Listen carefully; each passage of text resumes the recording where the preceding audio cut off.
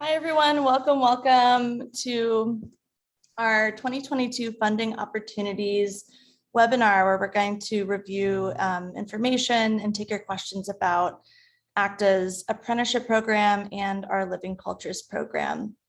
Just a few technical notes. Feel free to share your video if you'd like, but we are recording this session so that we can share the playback. So if you'd rather not be captured by voice or video, then you can go ahead and keep yourself muted and camera off. We will have some time for questions halfway. We're going to begin with apprenticeships and have some questions, and then continue with living cultures, and then have some questions about living cultures. And at that junction, you can either type your questions into the chat box and we'll read them aloud, or you can unmute yourself and speak your questions. We'll call on you. So to get us started, I will pass it off to ACTA's Director of Special Initiatives and former longtime manager of ACTA's Living Cultures Program, Lily Karazi. Hi, everyone. I hope you can hear me. Go ahead and advance the slide, Jen. Okay, you're in the right place today. Our applications are open online in the Submittable platform. Let's continue. So our agenda today is a quick, brief history of ACTA. Yeah, as Jen said, we'll go through apprenticeship program, question and answers, and then living cultures. Let's go on. So what is ACTA? The Alliance for California Traditional Arts was established in 1997 by a group of activists, artists, community folks, much like all of you here in this room, and some of you in particular. And it was established to really uphold this field through advocacy for the field with resources, meaning funding, and to create connections between those communities that uphold cultural practices. Next slide.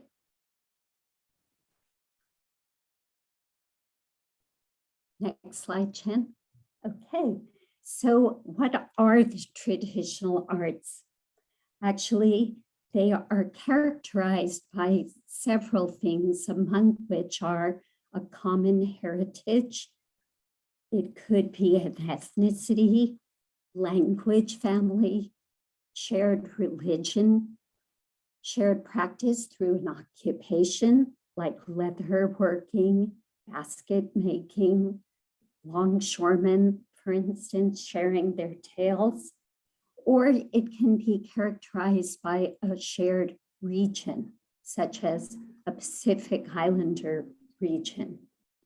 Traditional arts share a collective wisdom, shared aesthetics, and all of this is affirmed by the community of practice. So it is something that is vetted and held dear by a community. Okay, we can move on.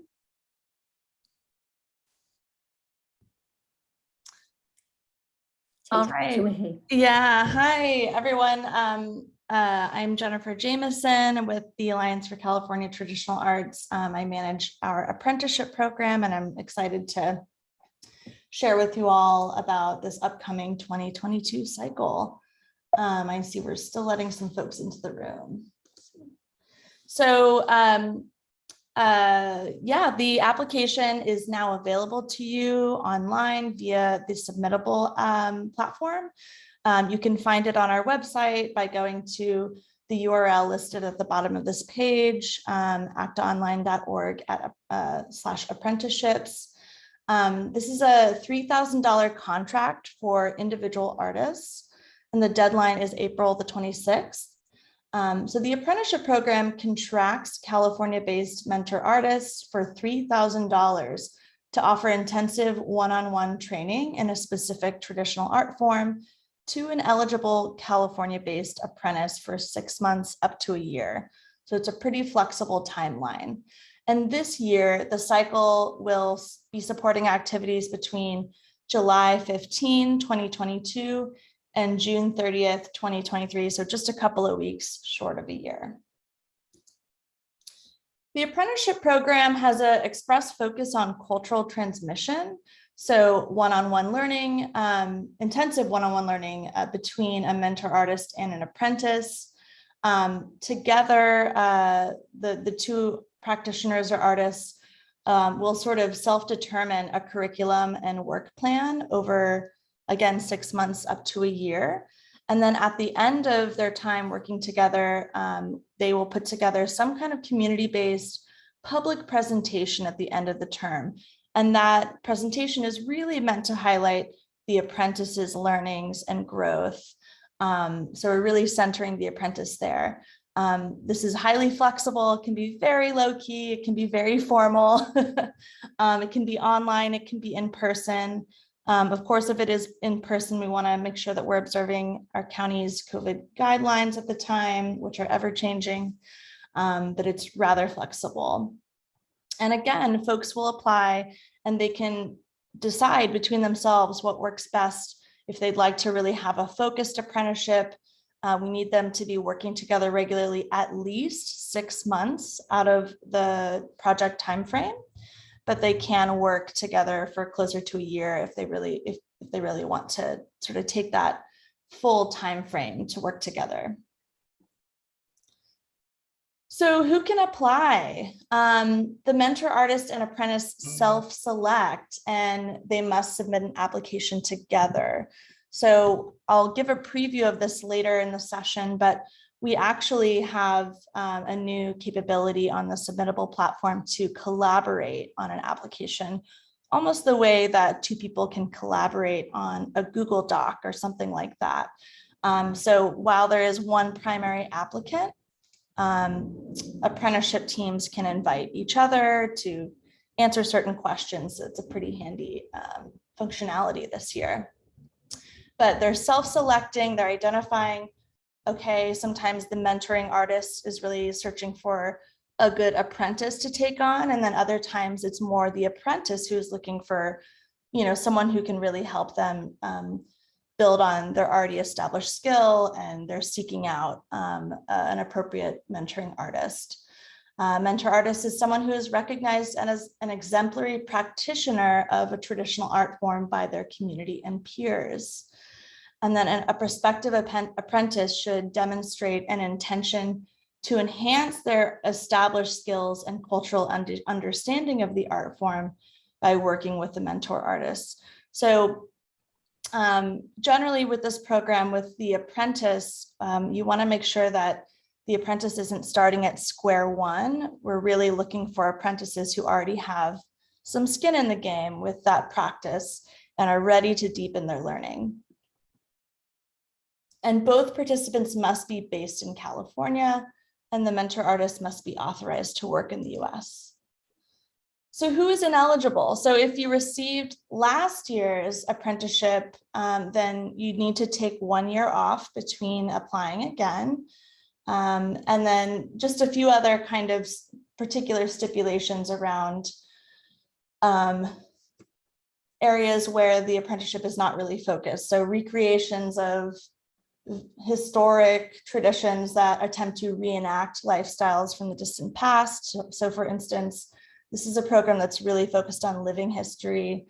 Living traditions, living culture and traditions. And contemporary studio crafts or the reproductions of antiques. So what are some examples? I loved just pulling together a few recent apprenticeship pairs so you can kind of get a sense of who's come through the program in recent memory. So Young Min Lee trained her apprentice Stephanie Rue in Korean bojagi, a beautiful Korean textile tradition in the Bay Area. Faisal Zaidan worked with apprentice Nicole Maria Hofschneider in Arabic frame drumming. Also in the Bay Area, Luis Torres mentored his son and apprentice Arthur Torres in Andean music from Bolivia in the San Fernando Valley in LA County. Dixie Rogers, who is Karuk, worked with her apprentice Julia McCovey, who is Yurok and Karuk in traditional Karuk baby baskets in Humboldt County. And pictured here to the right, you can see Z Bedrassian, who shared her traditions of Armenian home cooking with her apprentice Julianne Burke in Fresno. So what's the review process like? I'll just give you a sort of rough run through. So basically, everyone is now working on their application. The applications are due April the 26th. After April the 26th, as the program manager, I'll be reviewing everything that comes in. If there's some glaring item that's missing or something that's just a little bit unclear, I may follow up with you directly and see if we can get that information so that we can bring our best foot forward for the panel review process. Then we identify good panelists who can review these apprenticeship applications and make recommendations on funding. So we engage former apprenticeship participants, artists, practitioners, scholars, community members, leaders who have an expertise in the traditions represented. And together they will review the material and make a recommendation on the applications to fund. And the board, ACTA's board of directors, will make that approval, and then we will be able to notify recipients. So the review criteria for the apprenticeship is really important to pay attention to when developing your application. So you want to speak to these items in particular. We're looking at the traditionality of the expression that you're focusing on, the artistic quality. So obviously we're asking you to share work samples of your work together or independently. And so we want to learn more about what your commitment, skill, and artistic quality is. Shared community membership. So this can be ethnic, this can be regional, this can be religion or spiritual practice based. This can be occupational. Maybe you're working on sort of like an occupational tradition like boot making or something like that. We also want to hear you speak to the feasibility of the project. So for instance, we do have sometimes mentor artists and apprentices who live, say, one in the Bay Area and one in Orange County or Los Angeles. So there's a great distance there. But oftentimes people are blending online remote learning with maybe a day or two's intensive work together, maybe 2 or 3 trips up to the Bay Area or something like that. It's really up to you to decide what's feasible for the two of you and how you'd like to present that information so that we can understand if it will be a successful project. And urgency, this is something that you really want to speak to if this is relevant to your expression. So is this art form more endangered, and how might that kind of help to sustain the form? How might your work help to sustain the form? Again, this is an application that mentor and apprentice apply for together. It's one application. There's bits of the application that the mentor artist needs to fill out, bits that the apprentice fills out, and then bits that you fill out together collaboratively. We're asking also for work samples, both from the mentor artist and the apprentice. So typically we're seeing mostly video work samples. You can get together and make a new work sample together, but you really don't have to. You can show us photographs of your textiles that you've made in recent years, or a video sample of your dance practice. But we want to make sure that they're good quality samples. They don't have to be anything too fancy, but we want to see your feet if you're dancing, or, we want to make sure that it's enough light to really make out your work and judge appropriately. We also ask each participant to submit at least one letter of support. You can opt to submit 2 per artist, but 1 is required. So this is, you're looking to people in your community of practice who can speak to either your readiness to really deepen your practice if you are an apprentice, or if you're a mentoring artist, your ability to transmit carefully and thoughtfully and share the community's respect for your own practice and your level of excellence and mastery in your form. You also can submit some optional support material. There's information on the application about that, brochures and things like that. And then you'll also fill out a simple budget form. So the contract is for $3,000 and the payments are made directly to the mentoring artist in 3 installments, 1 at the very top, 1 in the middle when we visit halfway, and then at the end, once you've fulfilled your public sharing and closed your contract out. So here's an example of what the budget form looks like.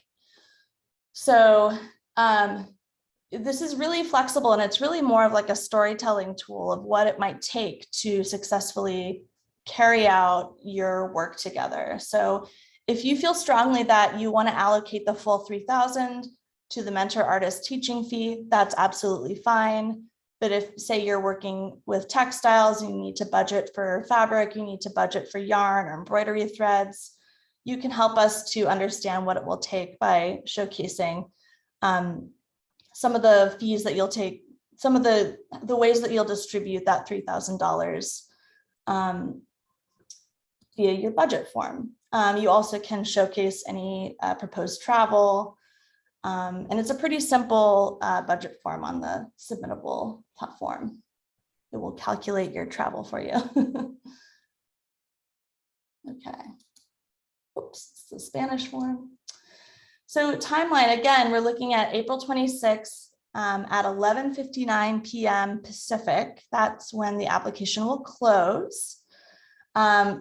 It's sort of a condensed timeline this year, so the notification to applicants will really be at the start of the term at mid-July.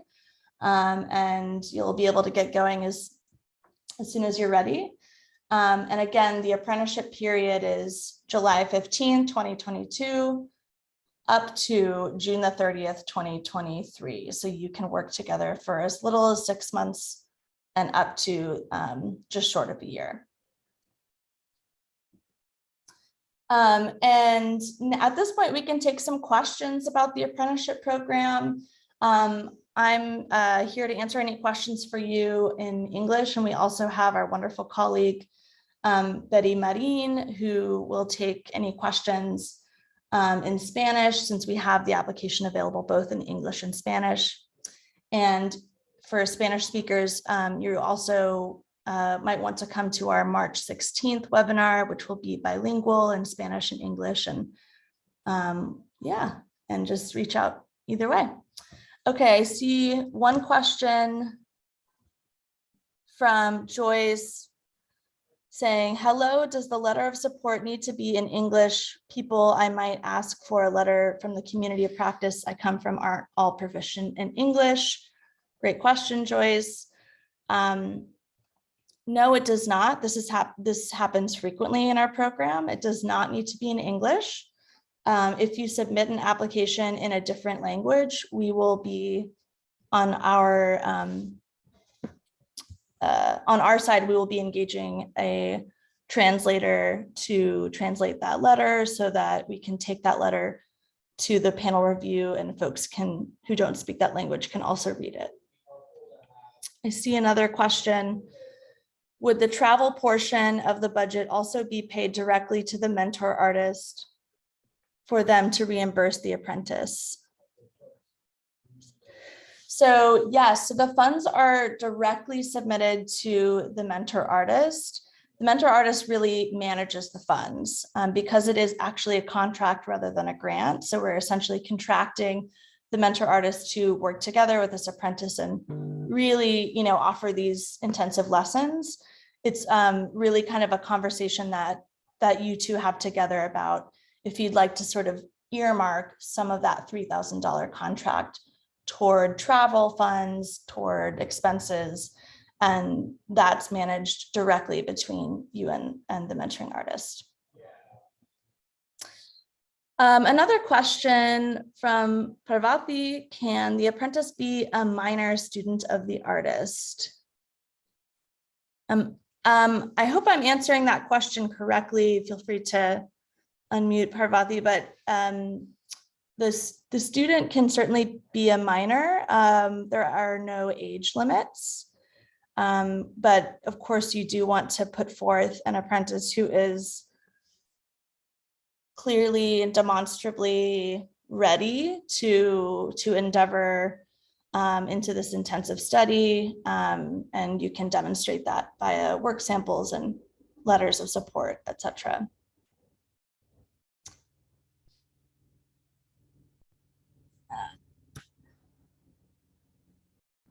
Are there any other questions? And feel free to unmute yourself if anyone would like to just field a question directly.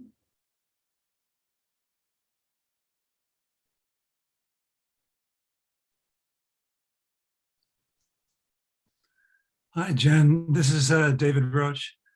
I have a question about the public performance end of this, or how public is it, or can it be a private ceremonial exhibition or performance? That's a good question. So generally, because we're really trying to support California artists and showcase their wonderful work, artists and practitioners, we do seek for you all to have a publicly accessible sharing, at least some component of it publicly accessible. So for instance, if that's sort of a ritual practice where it's really specific to folks who are initiated within a certain community, that should not be publicly displayed or whatever it might be. Maybe there's some component of that that is private, and then maybe there's some kind of additional part of that, maybe like a demonstration or a lecture or a conversation between the two practitioners that can be publicly accessible. I think depending on the expression, I think we can make kind of some special arrangements because we do want to respect and honor the particularities of some of the different expressions, especially more ritual arts. But generally, we're looking for some kind of public engagement, if possible. Yeah. And that, excuse me, that should be brought up in the application of what that is going to be. So it'd be panel adjudicated. Yeah, exactly. So you can, we do ask in the application for you to give us a sense of what your public sharing might look like. Of course, you don't have to have all the details squared away, and more often than not, folks start out with one idea and end up with a totally different idea, that they actualize very differently, and that's totally fine. There's a lot of flexibility. But I do think that when you're proposing this project, you can give us a sense of those particular dynamics, especially if there's some piece of it that does need to be specific to, only community members, only certain practitioners. I think you can speak to that and help us understand what you're thinking. Thanks. Yeah. Oh, I see a question from Gabriela Cruz. Hi, Jen. Yes, my question was if we were able to put forth multiple artists from the same organization, or if there was a limit to how many people could apply for this from a certain organization. Well, because this is really an individual artist opportunity, I don't know that there would be a limit. I think it's, I think an organization, a community organization, can be a really wonderful advocate to kind of help our artists really think about, okay, yeah, I could do this opportunity and help materialize and help maybe shape a application. But it's really not an organization applying, it's really the individual artists or practitioners applying. So there shouldn't be a limit to that. And although the Living Cultures grant, which is our organizational grant you'll hear about next, although that is limited to Bay Area applicants this year, you can also apply, say an individual artist might apply to the apprenticeship program. They might also be associated with an organization in the Bay Area and they want to apply also to Living Cultures. That's totally fine. Yeah. All right, I think we could pass it on to Lily. And then we'll take any other apprenticeship questions, later. Okay, well, thank you, Jen, very much. Our Living Cultures Grants Program is in its 17th year. And this is a program that is project-based and is open currently. You can apply by May 3rd. You'll be notified mid-June, and your project takes place over 1 year, July 15th through the following year. It certainly can be less than a year's project, a timeline, but it can take place in that particular time frame. We are making grants up to $5,000, which will be about 30 grants this year.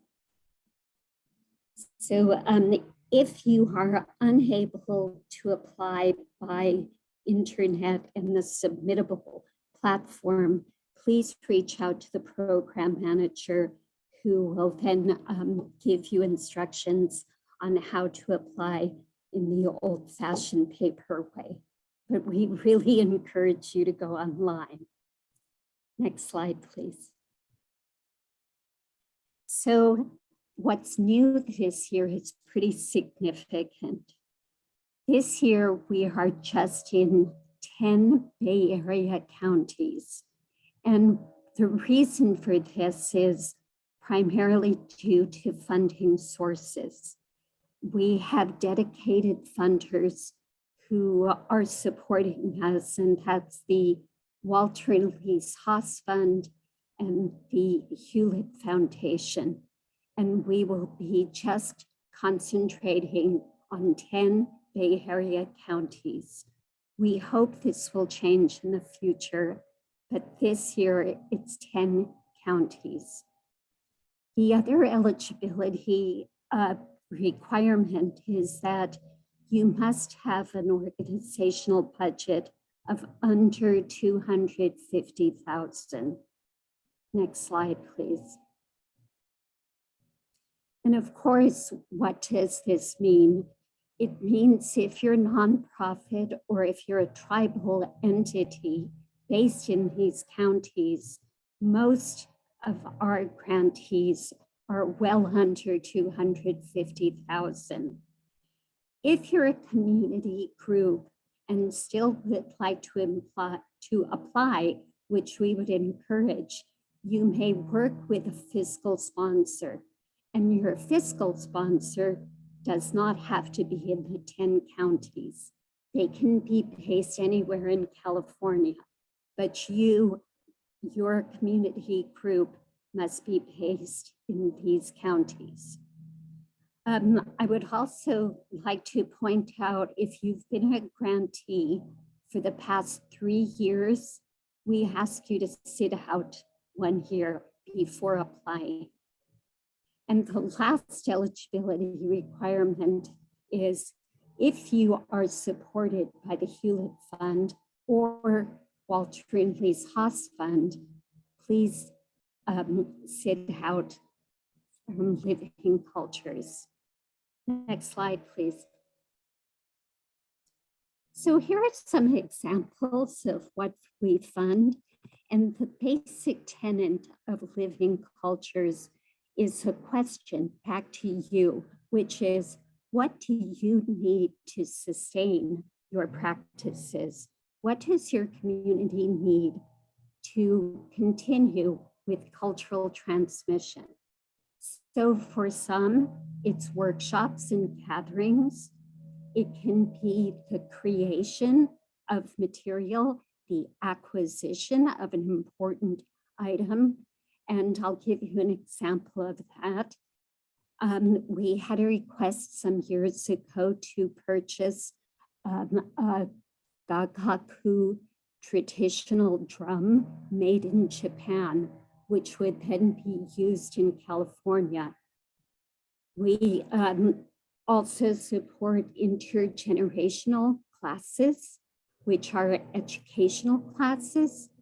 We have mentorships with culture bearers who come to work with your group or organization.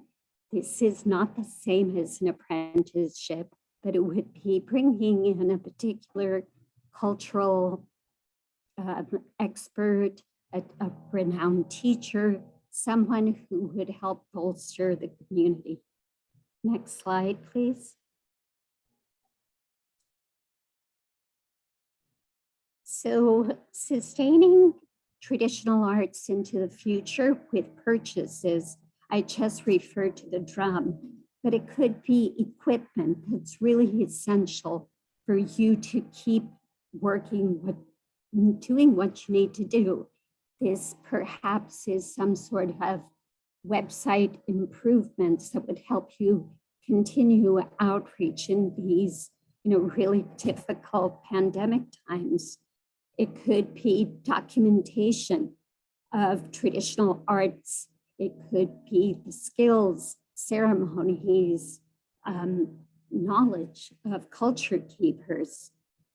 It could be an investment to result in future revenues, meaning training those of you who are committed to communities, but perhaps want and desire extra training that would help to impact your community work. New skills, supported by mentorships and advisors and others that we're not thinking of. Next slide, please. So before we go into what we do not fund, I would encourage all of you to contact the program manager, Melody Takata, who's not with us today, but you'll see her information. Please call, discuss your ideas, because sometimes we can help to work with you to really refine your ask to make it the best possible proposal. So no idea is a bad idea. It's just, is it eligible or not? So here are some things we actually do not fund. General operating support. So these are project grants, and certainly we want you to pay yourselves for the time involved in your project, but it's not just for general support for your organizations and community groups. Projects whose main purpose is fundraising. Best way to explain this is if you were going to ask a very renowned artist to come particularly to just for a fundraising event. Okay, and do call if you have questions. Projects limited to a historical emphasis, much like Jen explained with the Apprentice program. We're not interested in a reenactment, but we're interested in living cultural heritage. Interpretation of a cultural tradition. Again, we would like to support work that is emanating from the cultural groups themselves, not an interpretation of that. We do support after school and summer programs, but we ask that these funds not be used for in-classroom work. There's a kind of blurry distinction with arts education versus after school and summer programs. You can use the work for in-state travel, and we ask that you just have one proposal per organization. We can move on.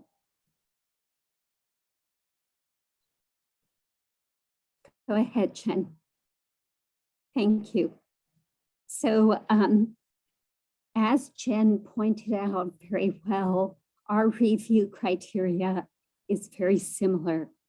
What is the tradition of your practice? What is the cultural significance? We ask that you include or talk about who is helping you plan this project. Is there cultural expertise involved? And the word expertise is really something that you determine, because the lived experience of some of the elders in a community, as well as someone who may have studied or has degrees or honorifics, are just as valid. So your cultural expertise is what you tell us determines expertise and advice. What is the viability or feasibility of your project? And how will you evaluate your project? In other words, according to your terms, how will you determine the impact?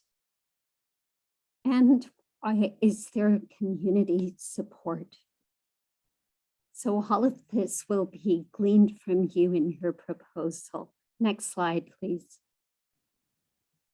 Our panel review process is just like the apprenticeships. We convene a panel, we have board approval, and we notify you with contracts. We pay immediately, and your obligation back to us is to check in and do a final report. We do try to make site visits to as many projects as we can possibly do, and if appropriate, to your request. Some projects are not appropriate for site visits. Thank you. Next slide. Okay, so when you enter the Submittable platform, you will need a host of things that you will upload, which have to do with eligibility. And instead of reading these to you right now, you will find them on the guidelines and application. And it's just a way to get prepared for work before you start, which is proof of lots of different things that show you're a 501c3 or working with a nonprofit fiscal sponsor. Let's move on, Jen. So there's 5 parts to the proposal narrative, and the review that I went through talking to you about cultural expertise and cultural grounding are all part of your narrative. Your project budget tells the story of values and where you're putting resources. Are you paying your artists or culture bearers? Is there a letter of community support? And I encourage you to really go to your community for that support. If it's a parent whose child has been very impacted by a workshop or a class, that might be someone who can speak to the impact of the work. If it's someone in the community who really has an enhanced connection and a desire to continue some sort of form, that would be a person to think about for community support. Your work samples and your descriptions, as with the apprenticeship program, are really important to show what are the aesthetics of your form, what's important to a community, and the artistic practice or the transmission of values. And last but not least, it's optional. You can send in supplementary materials, which might be an article, it might be some sort of promotional material, if that is appropriate to your request. Next slide. Okay, so again, we're going to sail through budgets because those can be very particular to your project, but the request is 5,000 or less. And the watchword of the budget is your income and your expenses should be equal. And there is an example provided in the application online, as well as on our website. So this particular one is really targeted towards more performing arts, but you can adapt this. So let's move on to the next slide, and expenses. And again, we're rushing through this, but it'll be particular to your work. Again, here's the deadline, May 3rd. And really, I encourage you in the meantime, please contact Melody with questions, set up time for guidance. And we really, really welcome first-time applicants. Thank you. We'll move on. And here is Melody. Call her. And Betty is our Spanish-speaking staff person who's extremely helpful. So any questions? There was a lot of material here.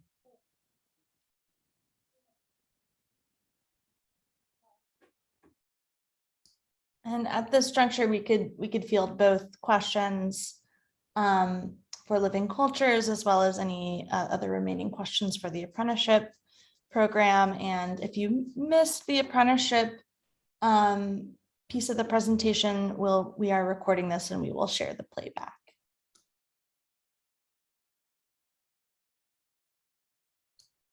And folks can feel welcome to type their question in the chat box. You will read it aloud, or you can use the raise hand function and we'll give you a call and you can unmute yourself.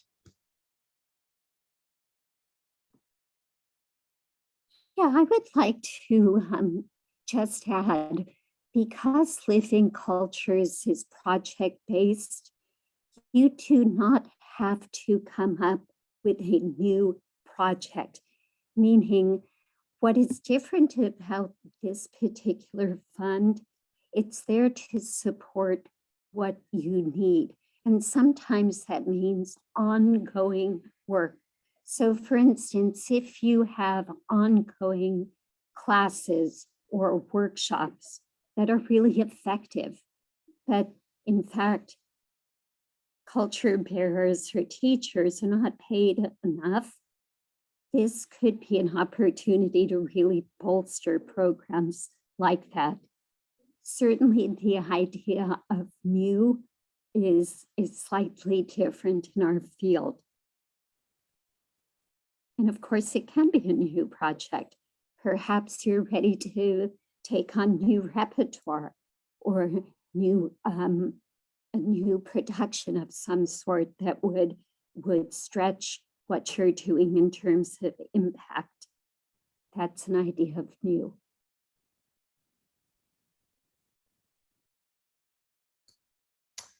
I see one question for the apprenticeship program. Can the mentors apply every year, or do they also need a one-year gap? So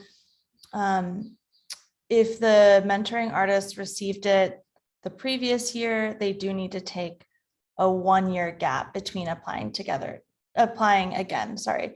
So 2021 recipients will be eligible to apply for the 2023 cycle. If you applied to the program in 2021 and were not a recipient of the program, of course you can apply again.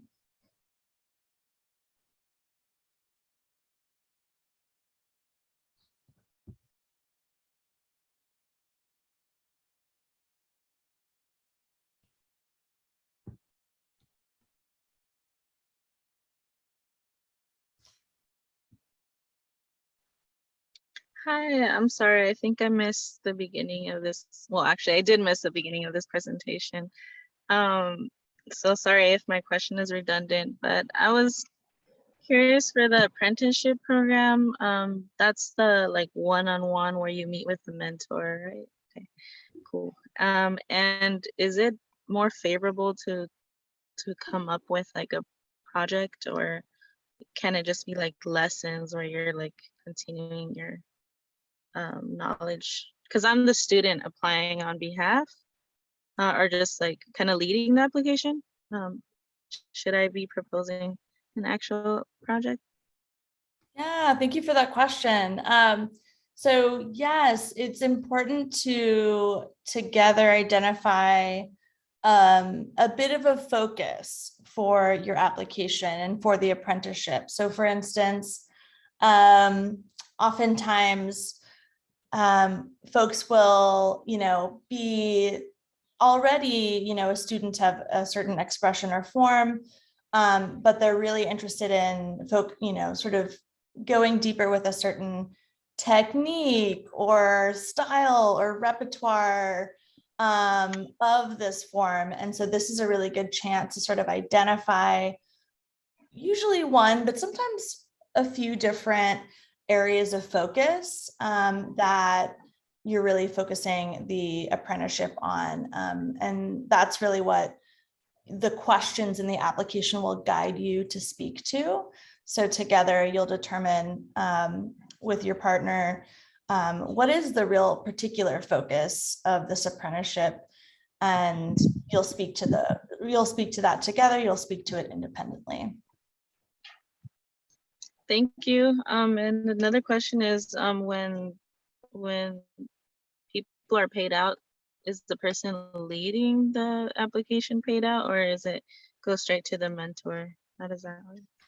Yeah, it's specifically a contract. Although both the mentor and the apprentice sign the contract, truly it's a contract with the mentor, and the funds are distributed only to the mentor. So it's really up to the two of you to decide how to kind of distribute that $3,000. And you'll do this with the budget form. You can allocate all of that money for, say, a teaching fee, or you can you can earmark some funds out of that for travel or for expenses.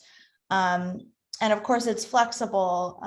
You can propose one thing and then end up tweaking it a little bit in practice. That's okay.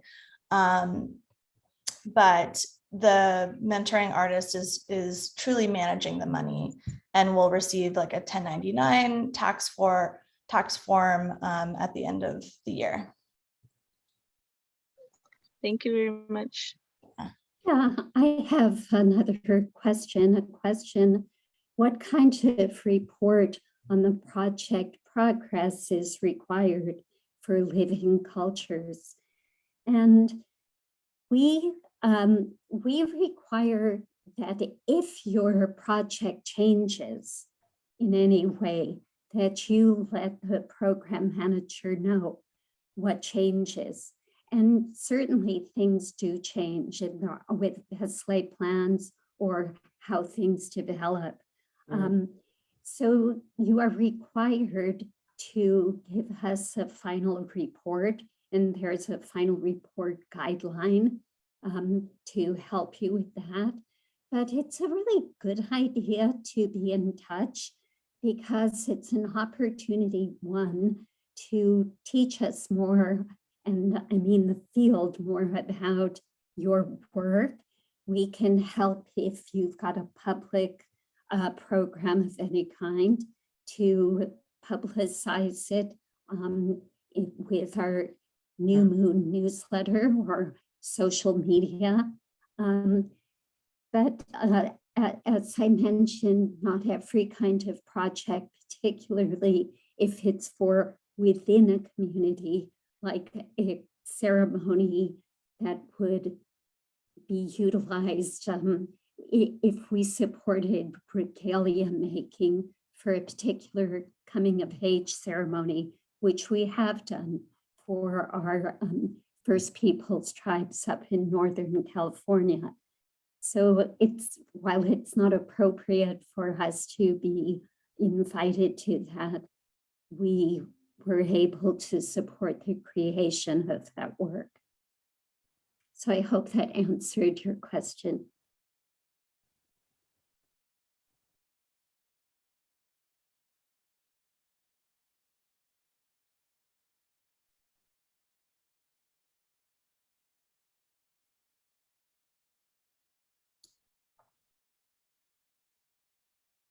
Well, feel free to drop any other questions in the chat or use the raise hand function. We'll give you a shout to share your question.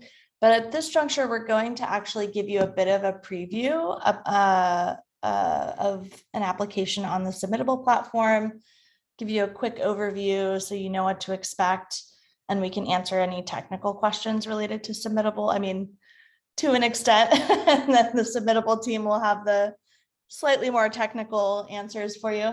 So we'll go ahead and, oh yeah, stay connected, of course, with us. If you haven't subscribed to our newsletters, a ton of really wonderful resources in the newsletter. We're always posting funding opportunities that are that folks are excited to learn about, even beyond ACTA's own funding opportunities. Follow us on social, and of course, just reach out with any kinds of questions at any time of year.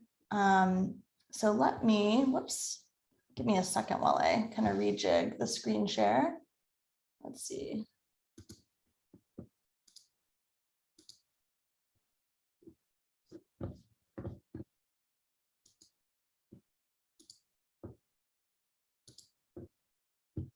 Okay, so here's a preview of the apprenticeship application. So the Living Cultures application looks pretty similar, but just a few pointers regarding the Submittable platform. If you are applying, say you're applying with a Spanish application, and we'll mention this also in the bilingual webinar, there is actually a localization function to be aware of at the top here.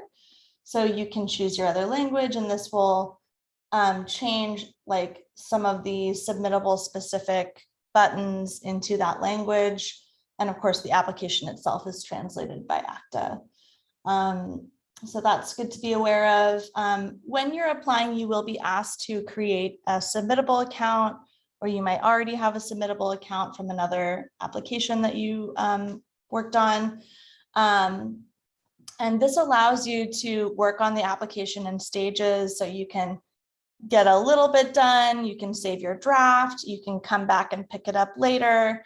So it's really handy. And then of course, when you submit, you can also reference back to your submission.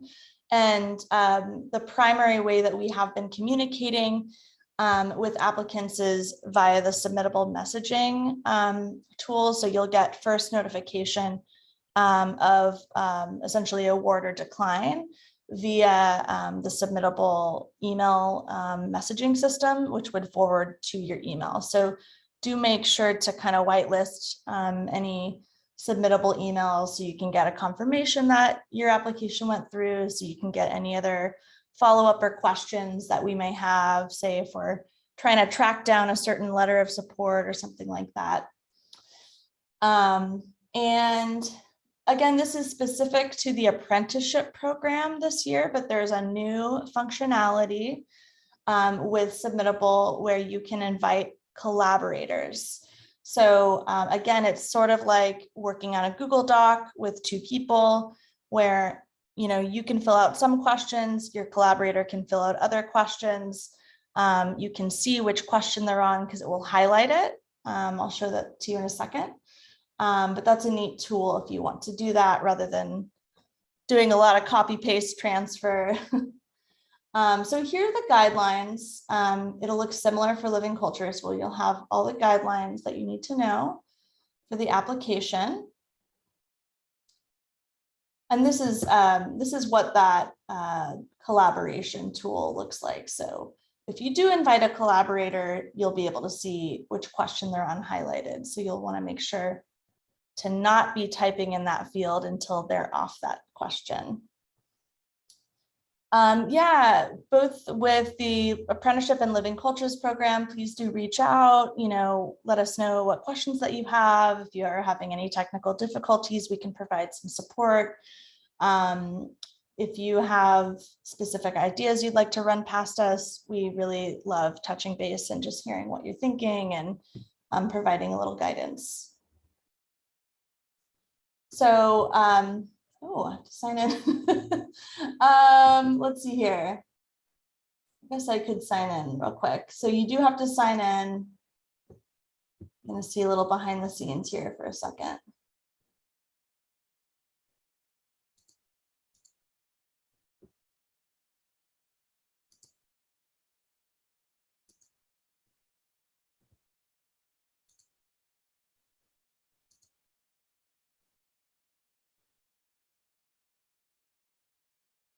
You will first be met by, because I've already filled it out, you're not seeing here, but both for Living Cultures and Apprenticeship, you'll be met with a few eligibility questions. So you're going to respond to those questions, and your responses to the eligibility questions will either advance you to the application, or it will say, I'm sorry, you're not eligible.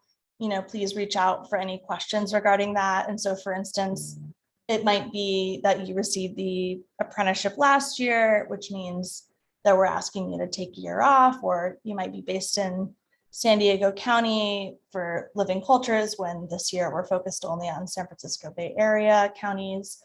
So it should be fairly evident, but let us know what questions you have. Once you are through the eligibility questions, it will actually kind of kick you back to the top of the guidelines. So scroll the guidelines all the way back up and you'll start on the application field. So you can just go ahead and type in your information. A lot of contact information at the top. You're just telling us about who you are, who your partner is, or who your organization is.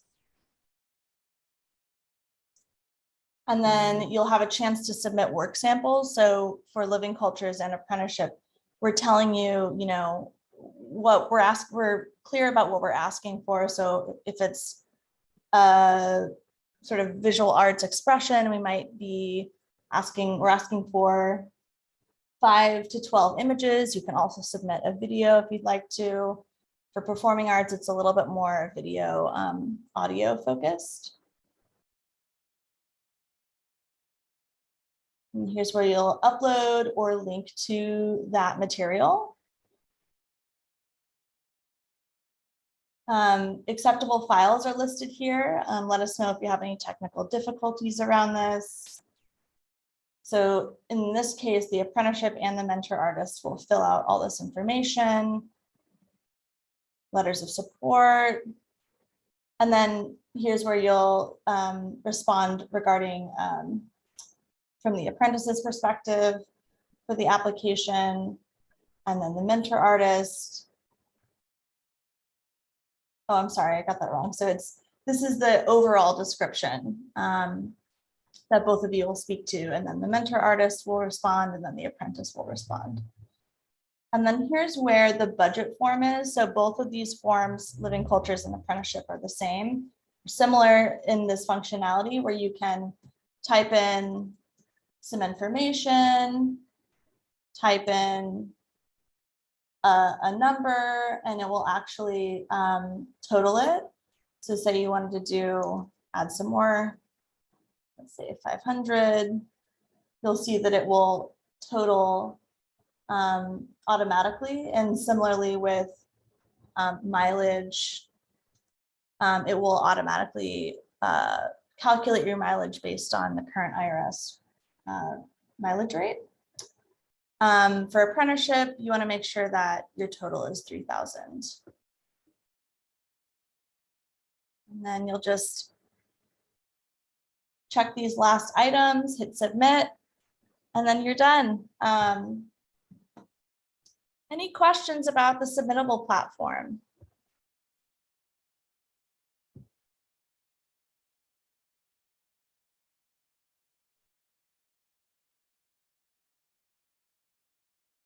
Hopefully it's painless. I think it's a good idea to get your application in at least a few days before the deadline, just so there aren't any last minute technical difficulties. Of course, if there are, just be in communication with us and we'll sort it out. But yeah.